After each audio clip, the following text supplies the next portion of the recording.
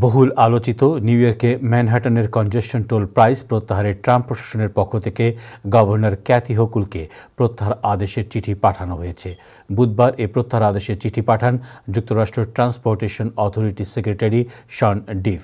Secretary শন ডিফ এর বিবৃতির বরাত দিয়ে এনওয়াই পোস্ট জানিয়েছে, গভর্নর ক্যাথি হোকুল শন ডিফকে জানিয়েছিলেন এ কনজেশন টোল প্রাইস তুলে নেওয়া হবে।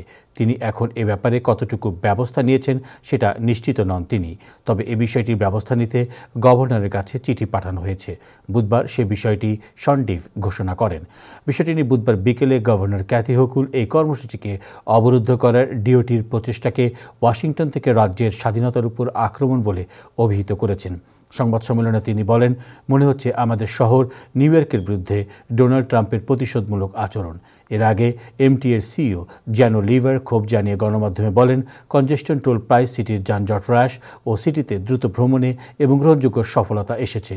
তখন এমন নির্দেশনা সত্যি দুঃখজনক। এজন্য আইনি প্রক্রিয়ায় যেতে পারেন তারা।